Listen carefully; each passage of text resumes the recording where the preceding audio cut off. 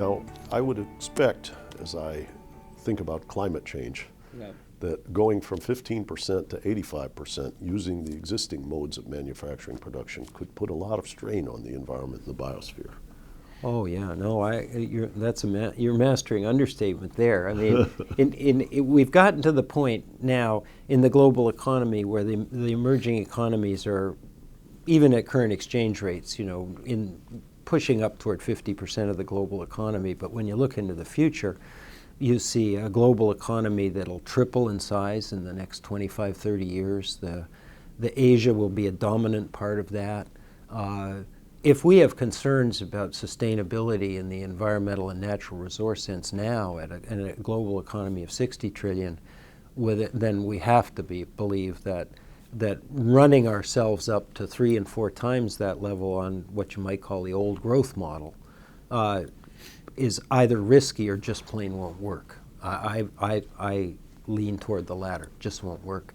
The interesting thing that is happening right now is that the big Asian economies, with China in the lead, have figured this out, that this is not a global issue for them. This is a long-term growth strategy issue. They can't complete the journey on their own, and certainly not with India beside them about 13 years behind, without changing the growth pattern. It's the exact term they use.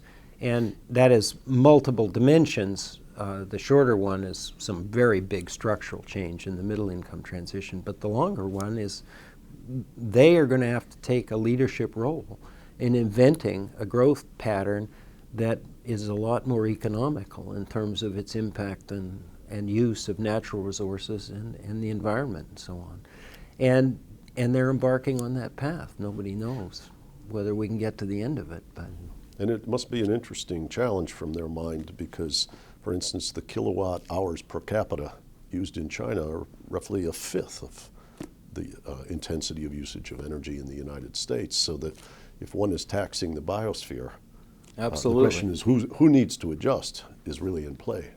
Well, that's right, and so everybody needs to adjust in the end, but if you've got 2 countries that are 40% of the global economy and they don't adjust, then kind of doesn't matter what the rest of us do. So the news is actually pretty good. If they internalize this and take aggressive steps to invest in energy efficiency, in the way they put cities together, and a whole lot of other things that are designed to make their lifestyles consistent with their long-term ambitions in terms of growth, then that'll have spillover effects of a positive kind on the rest of the global economy. There'll be technologies and so on that others can use. Well, these 2 very large countries, India and China, have a different sense of balance between the private sector and the public sector than, say, the United States. In our society, we've relied upon the market, proper incentives, misaligned incentives, whatever, but it's not clear that we would get there with our methods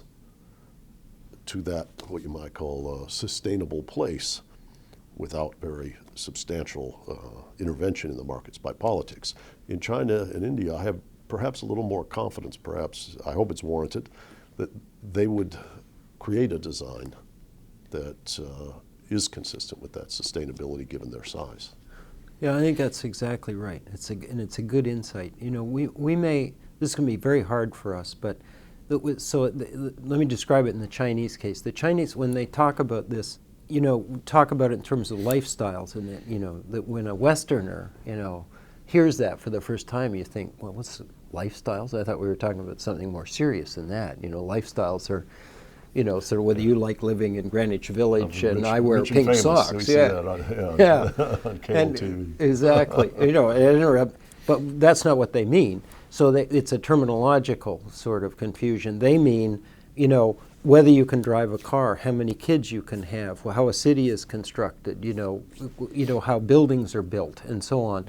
Now, when we get thinking seriously about it, we mean the same things, but the other distinguishing feature, at least at the present time, of some of these countries, and they're not, India and China are not the same in this respect, is that where they draw the dividing line between the sphere of purely free personal choice and that kind of the choices that are allowed, by constitution or, societal norms to be constrained, is different. And it's different because there are a lot of people.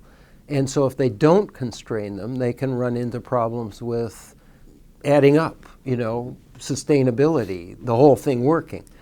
And so the willingness to constrain and for the people to accept constraints if they make sense is an advantage as we enter into a period in which we don't have unlimited natural resources and we cannot abuse the environment indefinitely.